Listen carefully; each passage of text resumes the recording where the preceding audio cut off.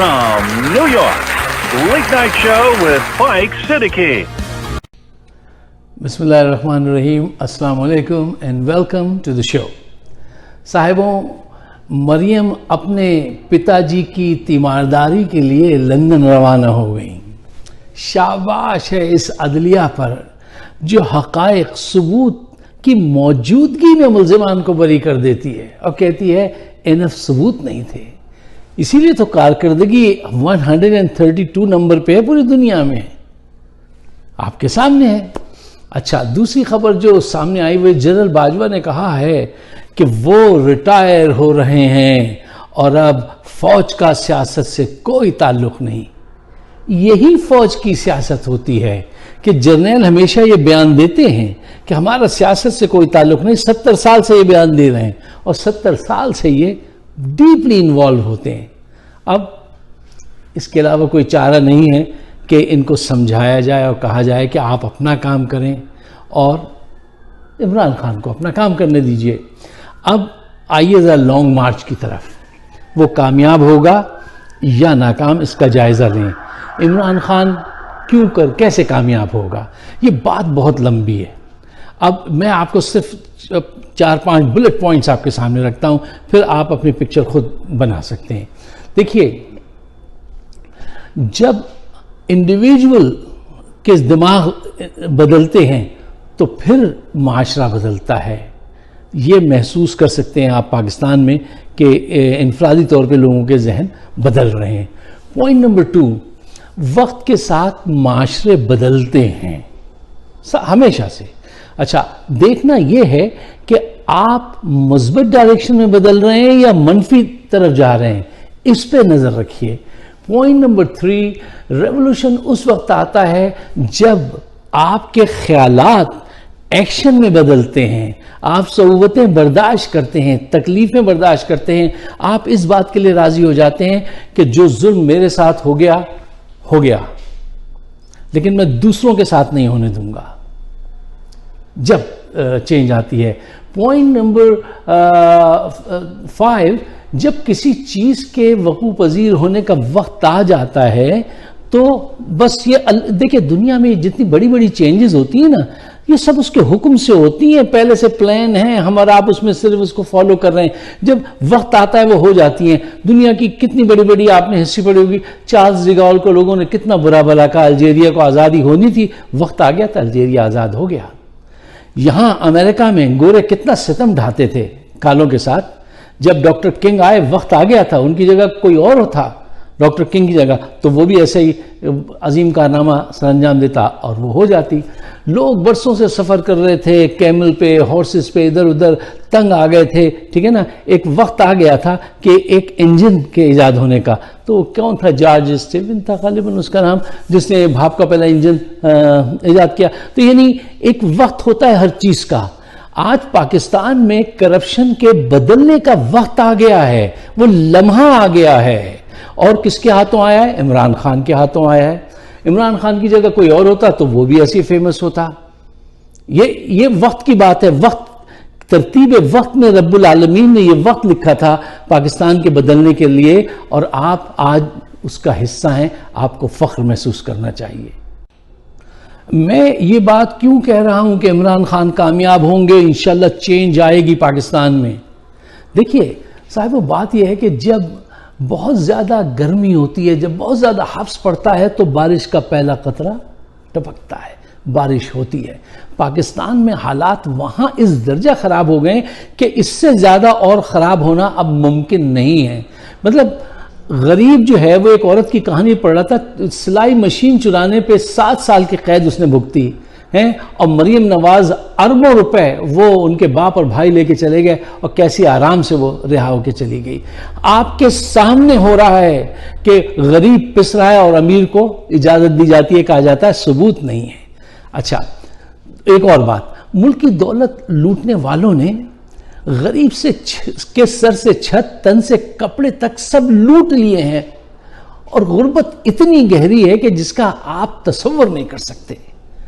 चोर, बदमाश, जखीरा अंदोजों ने दाढ़ियां रख ली हैं और मजहब कार्ड इस्तेमाल करते हैं, वो भी अपना पेट भरते हैं। गुर्बत इतनी बहल गई है कि अब लोगों के पास कोई चॉइस नहीं है। मैं बड़ी शर्मिंदगी के साथ एक बात आपके सामने रखना चाहता हूं। अभी मैंने एक रिपोर्ट देखी थी कि सिंध में जब सैलाब आया है तो हमारी सिंधी माँओं बहनों के लिबास तार तार हो गए थे। तो उस रिपोर्टर ने बताया वो ये मंजर अपने आंख से देख नहीं सकता था कि ये किस हालत में माएँ बहनें थी, इतनी गहरी है। एक वाकया मैंने पढ़ा था जो मेरे दिल पे नक्श है कि कराची में एक इलाका है न्यू कराची गालिबन, वहाँ पर एक बच्चा कोई साल भर 2 साल का होगा, वो आया डॉक्टर के पास, उसकी डेथ हो गई। जब डेथ हो गई तो उसने कहा, डॉक्टर ने कहा अब एम्बुलेंस बुलाओ तुम और इसको अपने घर ले जाओ। तो उसके माँ बाप ने क्या कहा पता है आपको? उन्होंने कहा डॉक्टर साहब हमारे पास एम्बुलेंस के पैसे नहीं हैं। उसने कहा तो तुम फिर कैसे लेके जाओगे? उसने कहा मैं इस पैसे अपने कंधे से लगा लूंगी और मिनी बस में बैठ जाऊंगी और किसी को एहसास नहीं होने दूंगी कि ये बच्चा मर चुका है। इतनी गहरी गुर्बत है। और नवाज शरीफ का बेटा 10 अरब रुपए के घर में रहता है, बिलावल अरबों के रुपए में रहता है, घरों में रहता है, और आवाम की यह हालत है। हॉस्पिटल में सिंध के एक जोखियो साहब आए, वो इलाज के लिए, उनका 2 हफ्ते के बाद इंतकाल हो गया। तो उसके वर्सा को फ़ोन करके बुलाया गया कि इनकी आप लाश ले जाइए, इनका इंतकाल हो गया है। तो वो रो पड़ा, कहने लगा साईं ये आप अपने पास रखें, मेरे पास दफनाने के पैसे नहीं है बाबा, ये आप अपने पास रखें। कौम का ये हाल है। पंजाब में एक किसान जिसने खुदकशी की थी, उसका यह आलम था कि उसके बच्चे रोते थे कि भूख लगी है खाना लाओ। वो रोज़ वादा करता था, घर घर जाता था, खटखटाता था, कोई कर्ज तक नहीं देता था। और बच्चे जब बहुत परेशान हुए, बहुत रोए, तो उसने उनसे वादा किया कि आज मैं शहर जाऊंगा तो तुम्हारे लिए आलू लाऊंगा, शरबत लाऊंगा। जब शाम को वो वापस आया तो उसके हाथ में जहर था। उसने बच्चों से कहा एक बड़े बर्तन में पानी लाओ। बच्चे पानी लाए, उसने वो जहर मिलाया और बच्चों को पिला दिया और खुद भी पी लिया। ये सबसे बड़े सूबे का हाल है। हालात इस दर्जा खराब हैं, चेंज आने का यही वक्त है। और अगर जरा सा भी ज़मीर जिंदा है तो उठ के साथ दीजिए इस तहरीक का। मेरे आपके लिए नहीं, लेकिन आने वाली नस्लों के, इन मासूमों के लिए जो आवाज तक उठाने की कुव्वत दिन में अब नहीं रही है। अच्छा, अब देखिए इस बात से ज़रा मोहतात रहिए कि लॉन्ग मार्च को नाकाम बनाने के लिए ये जो बिकाऊ मीडिया है, जियो से लेके दूसरे बहुत सारे चैनल और अखबारात, ये वसवसे पैदा करेंगे। मसलन एक वसवसा ये पैदा किया जा रहा है कि क्या लॉन्ग मार्च करने के लिए ये वक्त मुनासिब है, ये सही वक्त है? मैंने उन साहब से कहा सही काम करने के लिए हर वक्त सही होता है, आपकी नीयत सही होनी चाहिए। दूसरा वसवसा जो डिस्कस किया जा रहा है वो ये है कि इमरान खान ने कारकुनान से हल्फ क्यों लिया? क्या अपने कारकुनान पर एतमाद नहीं था? अब ये देखिए मनफी चीज़ें उसमें पैदा करना। देखिए बात यह है, इमरान खान ने सबसे पहले खुद हल्फ लिया और फिर कारकुनान से हल्फ लिया। हल्फ लेने का क्या फ़ायदा होता है कि आपका जो जज्बा है, जो कमिटमेंट आपने की है, वो कमज़ोर नहीं होती, वो जज्बा नीचे नहीं जाता, आपको मोटिवेट रखता है कि आपने हल्फ लिया है।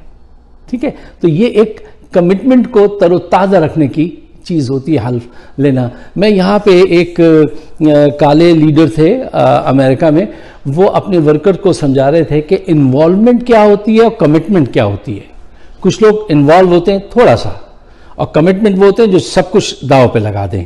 तो वो नाश्ते की मेज पे बैठे थे, तो प्लेट में देखकर उसने कहा उसमें अंडा था और उसके साथ वो हैम था, वो एक गंदे जानवर का जो ये गोश्त खाते हैं बहुत शौक से। तो उसने उसको मिसाल दे के समझाया अपने कारकुनान को, कहने लगा लुक, चिकन वॉज इन्वॉल्व बस पिग वॉज कमिटेड। यानी चिकन का इन्वॉल्वमेंट ही था, बस अंडा दिया चली गई, और उसने, जानवर ने तो कुर्बानी दे दी, वो हो गया, अपनी जिंदगी दे दी और फिर हमारी प्लेट में आया। That's a commitment. वो उसको समझाने की कोशिश कर रहा था। तो कमिटमेंट जो होती है वो एक बहुत पावरफुल बाउंडिंग होती है।